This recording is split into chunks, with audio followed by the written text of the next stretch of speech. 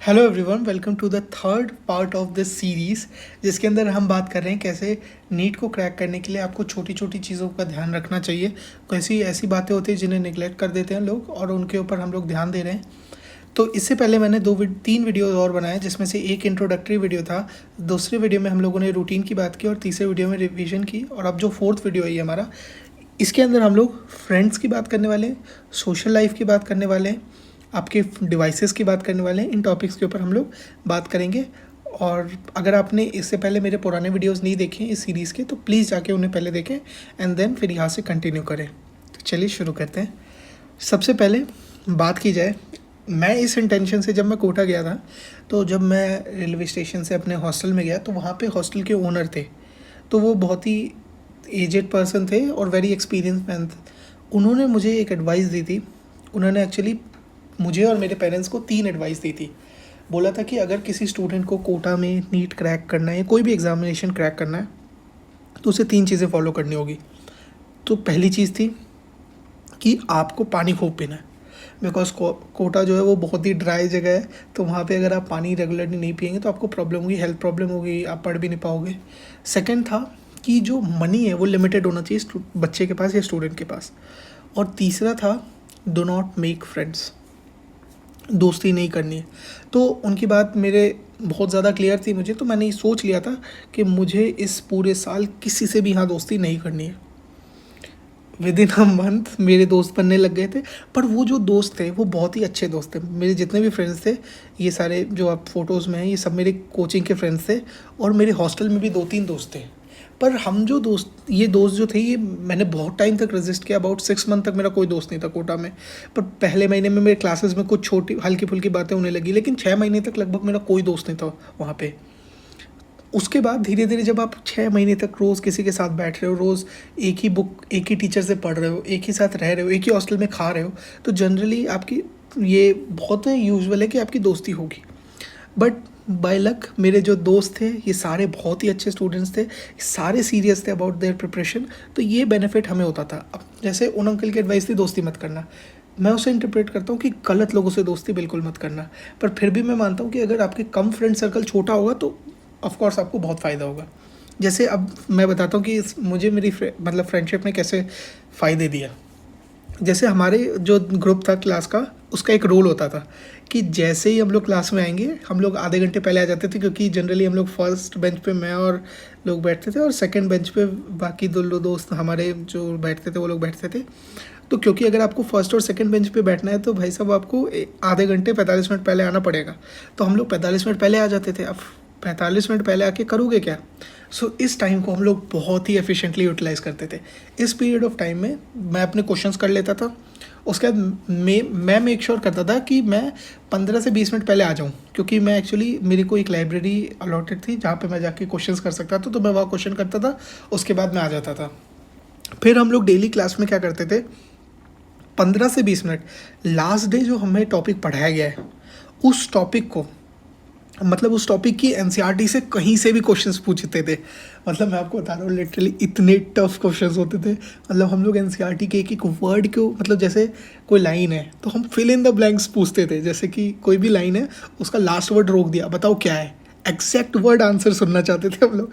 बहुत ही अच्छा, मतलब बहुत ही मज़ा आता था। बहुत ही ज़्यादा हम लोग क्वेश्चंस को ऐसे आंसर करते थे। और मैं आपको बता रहा हूँ, हम इतने टफ क्वेश्चंस पूछते थे और ऐसे क्वेश्चन पूछ लेते थे जो कि हमें, अगर हम लोग पूछते ना एक दूसरे से, तो शायद किसी की नज़र ही नहीं जाती और कोई सोच ही नहीं सकता ये क्वेश्चन जो हो सकता है। तो ये एक जो तरीका था, ये एक टाइप का एक्टिव तरीका था पढ़ने का, और ऐसा रिसर्च में पाया गया है। और देखते भी हम लोग कि जो एक्टिव स्टडी होती है वो बहुत ज़्यादा बेटर होती है पैसिव स्टडी से।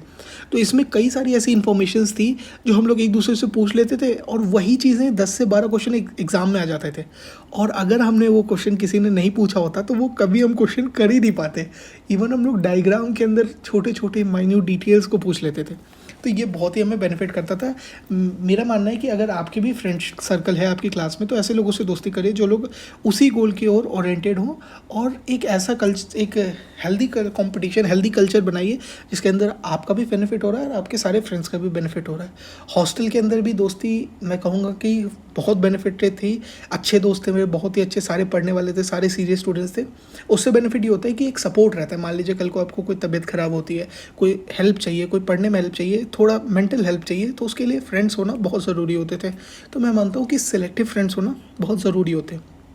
दूसरे टॉपिक पे हम बात करें कि फ्रेंड्स के साथ हमें ज़्यादा वो नहीं होना है कि ज़्यादा उनके साथ घूम रहे हैं, उनके साथ पार्टी कर रहे हैं, ये सब नहीं करना है, बट एक लिमिट में फ्रेंडशिप रखनी चाहिए।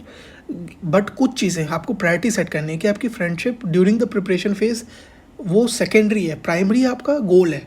अगर कभी भी आपको ऐसा लग रहा है कि आपका कोई फ्रेंड के कारण आपकी पढ़ाई डिस्टर्ब हो रही है, मेरा सजेशन है कि फ्रेंडशिप तोड़ दो। 1 साल बाद अगर आपका सिलेक्शन होगा ना, अगर आप लोग कॉलेज जाओगे, तभी आपसे कोई दोस्ती रखेगा, तभी आपसे कोई बात करेगा, ये ट्रूथ है। अगर आपका नहीं होगा ना सिलेक्शन, तो फिर जो दोस्त बात करेंगे, लेकिन वो जो दोस्ती रहती है ना, उसका वो मज़ा नहीं रह जाएगा। तो मेरा यही कहना है कि अगर कोई आपको परेशान कर रहा है तो उसके चक्कर में मत रहो, जस्ट लीव हिम और अपनी पढ़ाई पे फोकस करना शुरू कर दीजिए। दूसरी बात, अब हम बात करते हैं फ़ोन के ऊपर। मेरे एक सर थे जो हमें केमिस्ट्री पढ़ाते थे, और फिज़िकल केमिस्ट्री। वो उन्होंने IIT BHU से अपनी बीटेक की थी। वो बहुत ही अच्छे एडवाइस दिया करते थे। तो उनमें से एक, उन्होंने एक दिन वो ओरिएंटेशन टाइप ले रहे थे टेस्ट के बाद, रिज़ल्ट थोड़ा क्लास का डाउन था, तो वो आए और उन्होंने बोर्ड पे लिख दिया, phone is inversely proportional to selection.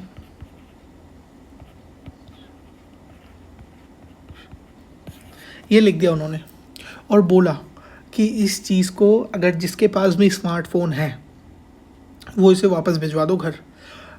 जब मैं कोटा गया था तो मैं अपने साथ स्टार्टिंग से ही छोटा वाला फ़ोन लेके गया था एंड के टाइम में, क्योंकि जब मेरी प्रिपरेशन मुझे लगा कि हो चुकी है और मुझे अब ऑनलाइन कुछ रिसोर्सेज की हेल्प लेनी चाहिए रिवीजन में, और उसके लिए तब मैंने लास्ट के आई वुड से 2-3 वीक्स के लिए मेरे पास फ़ोन था उस टाइम पे।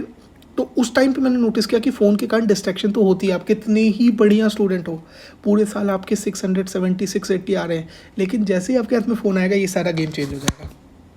तो मेरा ये एडवाइस रहेगी कि जो भी प्रिपेयर कर रहा है, आप स्मार्टफोन छोड़ दो। अगर आप ऑनलाइन कोचिंग कर रहे हो तो वो अलग बात है, जिसके मैं सपोर्ट में नहीं हूँ। कुछ ही स्टूडेंट्स ऐसे होते हैं जो कि उस डिसिप्लिन को मेंटेन कर पाते हैं कि वो ऑनलाइन पढ़ सकें, बट 99% स्टूडेंट या 90% स्टूडेंट्स ऐसे होते हैं जो लोग कि अगर ऑनलाइन पढ़ेंगे तो वो डिस्ट्रैक्ट ज़्यादा होंगे एज़ कम्पेयर टू पढ़ने से। तो अगर आप ऑफलाइन कोचिंग जा रहे हो तब तो कोई ज़रूरत ही नहीं है स्मार्टफोन की। मैं अपने पेरेंट्स से 6 घंटे की दूरी पे रहता था, ठीक है। मेरे पास पैसे भी लिमिटेड होते थे, मैक्सिमम 500 रुपीज़ पर मंथ के हिसाब से होते थे, और मेरे पास कोई फ़ोन भी नहीं होता था। तो आप सोचोगे भाई तो स्टेशनरी आइटम्स कैसे लेते थे। तो जब आप किसी चीज़ को करोगे ना तो उसके रास्ते निकलते हैं। जैसे हम लोग क्या करते थे कि मुझे अगर कोई चीज़ स्टेशनरी आइटम लेना होता था तो मैं उस प्रोडक्ट मतलब सामान को लेता था, और जो स्टेशनरी का ओनर होता था उसको पहले ही दिन कह दिया आप अपना QR कोड मेरे घर के व्हाट्सअप नंबर पे सेंड कर दीजिए UPI के लिए। अब मेरे घर पे उस नंबर को सेव कर लिया था, सो दैट जब भी मैं कुछ लेता था मैं उन घर पे कॉल करता था कि इतने पैसे उनको कर दीजिए, पे कर देते थे और उस सामान को मैं ले लेता था। तो इससे ये नहीं है कि अगर आप फ़ोन नहीं रखोगे तो आपका सिलेक्शन नहीं होगा। और एक चीज़ मैं वेरी क्लियर कर दूँ एकदम, कि अगर आपने, जैसे मान लीजिए आपका फिज़िक्स चल रहा है, फिज़िक्स के अंदर ऑप्टिक्स चल रहा है, और मान लीजिए कि ऑप्टिक्स के टीचर आपको पसंद नहीं आ रहे और आपने सोचा कि मैं इनकी क्लासेस नहीं करूँगा, मैं ऑनलाइन पढ़ लूँगा और यूट्यूब से पढ़ के इस क्लास को, इनकी क्लासेस छोड़ूंगा और यूट्यूब पे जाके उस टाइम पे पढ़ूंगा।